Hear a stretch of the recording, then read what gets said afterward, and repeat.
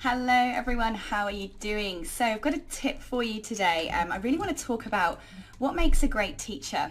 There's things that come up when you're teaching in the adult education space, sometimes that you can't plan for and you can't prepare for. And this is one of the most amazing, beautiful things about teaching in the adult education space, about teaching in the post-compulsory education sector. Because the great thing about adult education is that students can enroll themselves in programs. They can enroll themselves without being forced into doing so through, the requirements of a formal institution.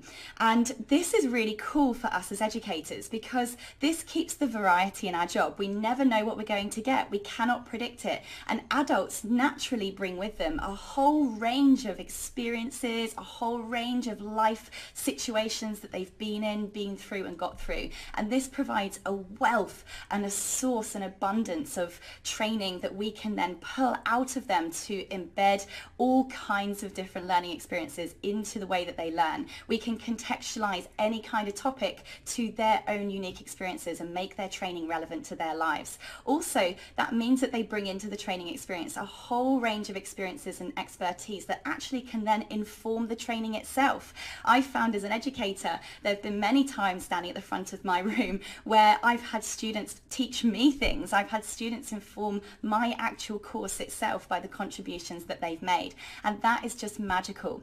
Now, here's the thing though, sometimes you're going to get students that maybe have done things or do things that completely disalign to your own morals and your own ethics. Now, when you are delivering accredited training or when you're delivering training that has some kind of safety element to it or is aligned to training in a way that requires a prerequisite, meaning that in order for someone to safely and efficiently complete the training at the level that it's being trained at, you have to provide some form of pre-assessment to see whether or not they are going to be capable of achieving the outcomes. Now, let's pretend, for instance, I'm going to learn how to be a pilot. A prerequisite might be that I have to have a certain level of vision. It may be that I have to have a certain level of hearing ability so that obviously I can listen to communications that are coming through the walkie-talkie. So that's what we mean by prerequisites. Now, the thing is, when you are delivering non-accredited training, you don't have to do any form of pre-assessment. It's not a requirement. It's not stipulated in any way. Of course, it's very good practice too. Now, I talk a lot in my book here and in my online course, How to Create Profitable Courses, about creating what I call ipsative assessment and pre-assessments. There's many different ways that you can do that using Google Forms. If you go to sarahcorner.com/pre-course, you can see an example of a pre-course assessment. And this is to collect data about your students, about the skills that they have, their past qualifications and training they may or may not have, and so on, so that you can then design a training program that really suits their individual needs and helps them attain the learning outcomes of that particular program. Now, anyway, let's by the by aside of pre-assessments, they only collect the information that you require to make sure that the training is going to suit those individual needs or any special educational needs that they may have. Meaning there is a whole heap of stuff that pre-assessments, no matter how well done, are going to miss out and are not going to collect the information that you might need about your learners. Now, a little story about me. I actually started my career as an educator teaching in the prison system. So one of my first posts as a teacher trainer, fresh in study, was to teach a whole range of training programs and design the training programs for an all-male prison. And that was quite an experience, I must admit, for my first time teaching. You can imagine how well it went down. Some young blonde female trying to teach in an all-male prison, which was a remand prison, so therefore had a complete mix of all different types of offenders that were in there. So yes, I was working in a classroom with rapists, with paedophiles, with murderers, with thieves, with crooks, with all kinds of criminals and con artists, real ones, real bad ones too.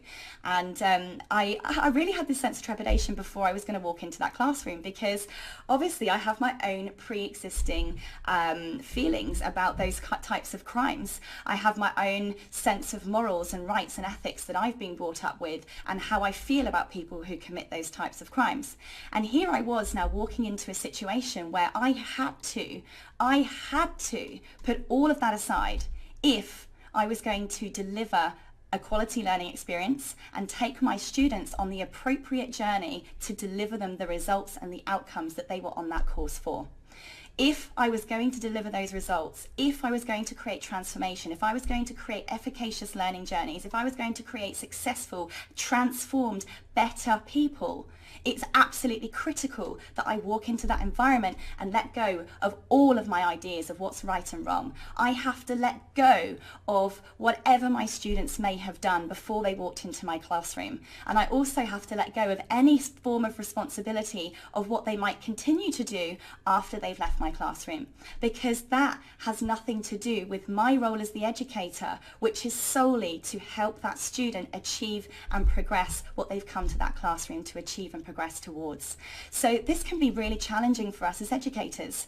Obviously the prison system that I started teaching in was certainly one of the most immersive ways of having to learn this, of having to learn how to disassociate the actions and the behaviours of my students and focus entirely on getting that result, on taking them to where they need to go. And I can tell you now, the level of professionalism that requires and the level of care that requires to your students' results is absolutely immeasurable, because that has to be the only thing that you care about in that situation, more than what people wear, what they do, what they say, who they associate themselves with, and so on. You just can't control that with adult learners.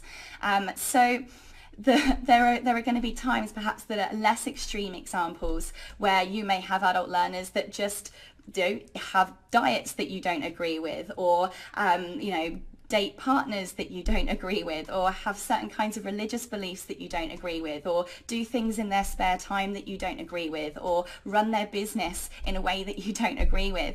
But the thing is, if you are a good teacher, if you're a quality teacher, if you're a professional teacher, you put that aside, because the only thing that is important is delivering for that learner what you promised. That, my dear friends, is what I learned from rapists, thieves and murderers, how to be a very, very quality trainer.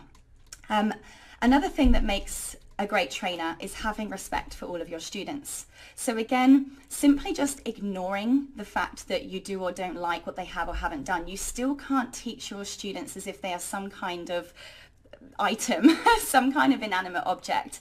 You actually then have to take this professionalism to a whole other level. So not only do you now have to let go of your thoughts and your feelings about what they may or may not have done or may not go and do after your teaching session, you now actually have to care about them and like them. You have to respect them for the human being that they are. You have to respect what they bring to that training room that's going to contribute. Because here's the thing, guys, how can you encourage people to be better and do better and transform themselves, their lives, their behaviours, their attitudes, their skills and their knowledge if you're not prepared to invest in them and believe that they are able to be better? How can you expect anyone to change if you don't believe that they can change? And this is critical if you wish to be any kind of educator that's going to make a difference in anyone's lives, let alone an industry, let alone to planet Earth. If you can't put that at the core of everything you do when you walk into a classroom, when you sit down with an individual, when you write a blog post, when you film a video, when you do a boot camp, if that's not at the core of everything you do as some form of educator or edupreneur, then I would be asking you, why are you doing what you're doing? Because caring is the core of building somebody's educational efficacy. Now, my life, guys, could have been really, really different. And if any of you do go and buy this book, plug, that you will see how actually my life nearly went down two very, very different roads. And it was somebody's care and belief in the fact that I could change my life around that enabled that actually to happen. And I've dedicated this book to two of the people who did that for me. Now, my life was in a situation where I could have turned very much the wrong way. It was when I was failing in all of my exams. I came from a personal background that was swinging me towards maybe the darker sides of planet Earth. And I failed everything. I gave up on life. I believed I was stupid. I believed I was incapable of learning. The whole world was attacking me. You're shit. You can't do this. You're incapable. Go and do something else. You can't be successful. You can't achieve. You're horrible, you're mean, you're rubbish, blah, blah, blah. And the thing is, If that's all I'd listened to and if that's all who'd been around me, I probably would have ended up in the dark side. In fact, I know I would, because if there was no other reason to see a light side, how could I have changed? But guys, one day an educator walked into my life and believed in me. One day an educator walked into my life and saw that somewhere inside me there were skills, there were abilities, there was an ability to learn, there was an ability to change, there was an ability to adapt. And all he had to do was just show me that. All he had to do was tell me and show me that I could change, show me that I had skills, show me that I had the ability to learn new ways of doing things, new strategies, new ways of applying myself. And that created for me, which I believe is one of the most powerful things you can ever give to a student, which is something called educational efficacy. Now, those of you who haven't heard of the term efficacy, efficacy is this: belief in your abilities to achieve certain results. Belief in your abilities to achieve a certain result. So this doesn't mean that you're good at something. This doesn't mean that you have to be amazing at something. It doesn't mean actually that you have to have any idea whatsoever what that something is at all. All it means is that you have to kind of go, do you know what? I'll figure this out. I'll find a way, because somewhere inside me there's some kind of ability that's going to help me get through this. That is educational efficacy, and that is what can change somebody's life. When you help somebody see that they are capable of achieving a certain result, of achieving a certain desired outcome, of having some form of ability within them to make change in their life and be and do different, then you change the world. That, my dear friends, is what I believe makes a truly, truly great teacher. So the next time that you are challenged by a client, by a customer, by a student, by a learner, because you don't believe in the way that they do things, by the way that they live, by the way that they practice, by the way that they speak, by the things that they do, remember, please remember, if you want to change the world, if you want to change somebody's life, if you want to make them better, you need to see beyond that and focus on the results and the outcomes that you are there to give. So I hope that helps you guys really see how important this is. If you can walk out of a room having taught somebody nothing other than given them some belief in their own abilities to achieve and change and be something more than they are today, then you, my friend, are one of the world's best educators, and I will stand very proud beside you. So keep going, guys. Build educational efficacy and believe in your students. Put everything else aside, because that is all that's important as a trainer. Over and out.